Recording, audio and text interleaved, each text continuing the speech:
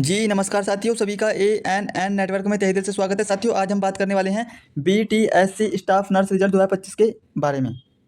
Court का नया आदेश हुआ जारी, बधाई हो। बहुत बड़ी खुशखबरी आपके लिए आ गई है। सभी बहनें वीडियो को पूरा देखें ताकि आप अच्छे से समझ पाएं।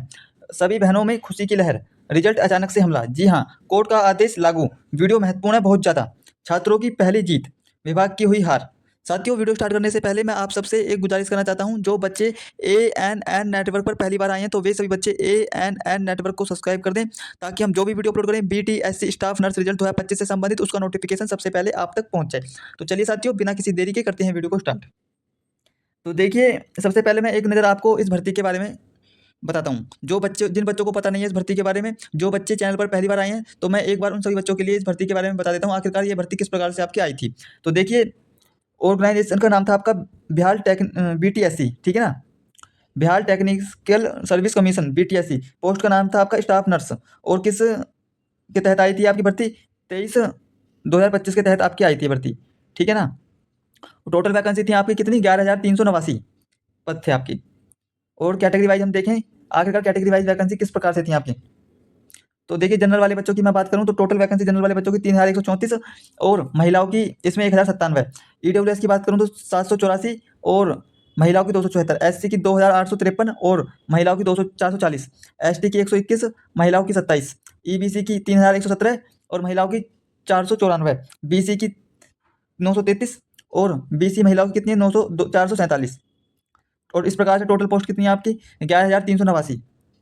11,389 पद हैं आपके। और देखिए, इसमें अगर मैं बात करूं, जो विकलांग बच्चे हैं उनके 314 पद हैं, जिसमें बीएच के 78, एचएच के 79, ओएच के 79, एमएच के 78 पद हैं इस प्रकार से। और फ्रीडम फाइटर वाले बच्चों की 156 पद हैं, जो कि 11,389 से अलग हट गए हैं ये पद, ठीक है ना। और अब बात करता हूँ, आपका सिलेक्शन प्रोसेस किस प्रकार से होगा। तो देखिए, सिलेक्शन प्रोसेस आपका कुछ इस प्रकार से होगा। सबसे पहले आपका टेस्ट होता है, जो कि आप सब देकर आ चुके हो, और अब आपका अपने रिजल्ट का इंतजार कर रहे हो, ठीक है ना। और डॉक्यूमेंट वेरिफिकेशन, उसके बाद आपका मेडिकल होता है।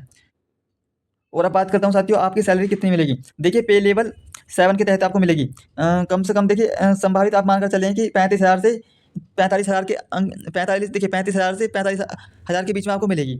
लेकिन ये सिर्फ सरकारी आंकड़ों के हिसाब से है। लेकिन जब आपका डीए, एचआरए और टीए टीए ठीक है, जब ये आपका जुड़ेगा ना तीनों, तो आपकी लगभग लगभग सैलरी कितनी हो जाएगी?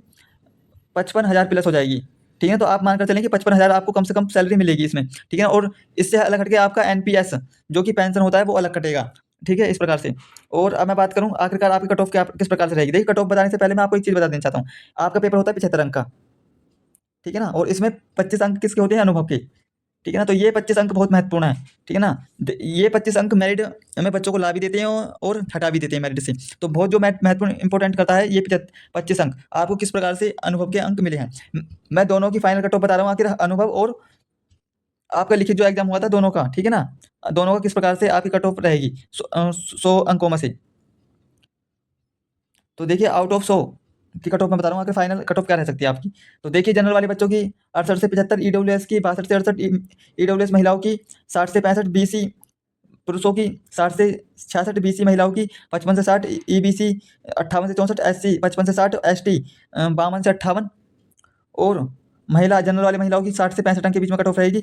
और एक्स सर्विसमैन वाले बच्चों की 50 से 55, और फ्रीडम फाइटर वाले बच्चों की 45 से 50 अंक के बीच में कट ऑफ रहेगी, ठीक है ना। देखिए, सीबीटी में 75 अंक होते हैं, और अनुभव के आधार पर अधिकतम अंक 25 अंक मिल सकते हैं। हर वर्ष के अनुभव पर 5 अंक, अधिकतम 5 वर्ष तक, ठीक है ना। इस प्रकार से आपको अनुभव के अंक मिलते हैं, ठीक है ना। और देखिए, अंतिम मेरिट लिस्ट 100 अंकों के आधार पर तैयार होती है आप सभी की, ठीक है ना।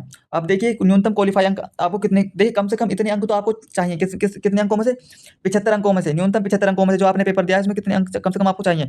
तो देखिए, जनरल वाले बच्चों के 38, ईडब्ल्यूएस के 30 से 31, बीसी के 34, और ईबीसी के 31, एससी एसटी महिला और पीडब्ल्यूडी के लिए 25 अंक। अगर मैं परसेंटेज की बात करूं, तो परसेंटेज में 50 जनरल वाले, ईडब्ल्यूएस के लिए 40, बीसी के लिए 45, और ईबीसी के लिए 41, और एससी एसटी फीमेल और पीडब्ल्यूडी के लिए 33%। इस प्रकार से आपको कम से कम इतने परसेंटेज और इतने अंक कम से कम चाहिए 75 अंकों में से, ठीक है ना। अब बात करते हैं महत्वपूर्ण मुद्दे पर, और अब आपको बिल्कुल भी वीडियो स्किप नहीं करना है, अच्छे से समझना है कोर्ट केस का मामला क्या है, तभी आप अच्छे से समझ पाओगे इस भर्ती के बारे में। तो देखिए, बीटीएससी स्टाफ नर्स भर्ती से संबंधित न्यायालय में मामले की पूरी जानकारी। देखिए, सबसे पहले आप इस मामले को समझिए। देखिए, बिहार तकनीकी सेवा आयोग बीटीएससी द्वारा स्टाफ नर्स के पदों पर की गई भर्ती को लेकर कई न्यायालयिक मामले चल रहे हैं। इन मामलों की मुख्य वजह भर्ती विज्ञापन की कुछ शर्तों को चुनौती देना और परिणाम से संबंधित मुद्दे रहे हैं। देखिए मुख्य मामले क्या है न्यायालय में। देखिए कुछ याचिकाकर्ताओं में भर्ती विज्ञापन में दी गई योग्यताओं जैसे कि जीएनएम बनाम बीएससी नर्सिंग बीएससी की समकक्षता या कुछ विशेष कोर्स जैसे अन्य राज्यों से जीएनएम को लेकर सवाल उठाए गए थे। कुछ उम्मीदवारों को आवेदन की अनुमति देने या ना देने को लेकर भी मामला सामने आए हैं। अब देखिए बिहार नर्सिंग काउंसिलिंग बीएनआरसी या इंडियन नर्सिंग काउंसिलिंग आईएनसी से संबंधित पंजीकरण या अप्रूवल की अनिवार्यता को लेकर भी याचिका दायर की गई है। कुछ मामलों में इन पंजीकरणों के बिना आवेदन करने की अनुमति देने या ना देने पर विवाद रहा। और स्कोर कार्ड और परिणाम परीक्षा के स्कोर कार्ड जारी होने में देरी या परिणामों को लेकर भी चिंताएं व्यक्त की जा गई हैं। कुछ मामलों में कोर्ट के आदेश के बाद ही स्कोर कार्ड या अंतिम परिणाम जारी करने की बात सामने आई।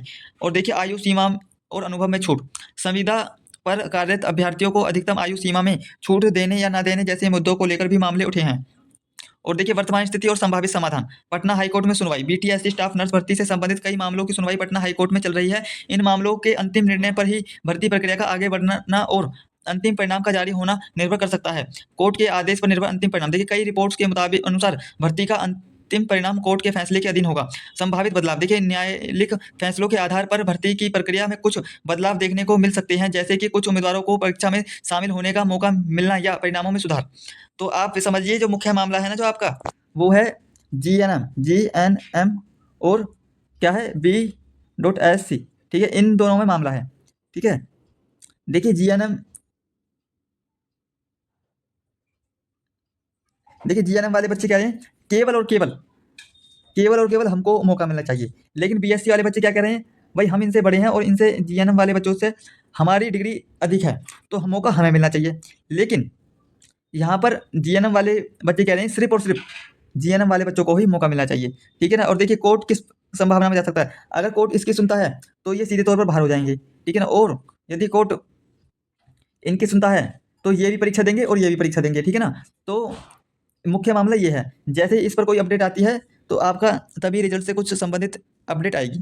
ठीक है ना। और जो बच्चे एएनएन नेटवर्क पर पहली बार आए हैं तो वे सभी बच्चे एएनएन नेटवर्क को सब्सक्राइब कर दें ताकि हम जो भी वीडियो अपलोड करें बीटीएससी स्टाफ नर्स रिजल्ट 2025 से संबंधित उसका नोटिफिकेशन सबसे पहले आप तक पहुंच जाए। तो चलिए साथियों मिलते हैं नेक्स्ट वीडियो में, तब तक के लिए धन्यवाद।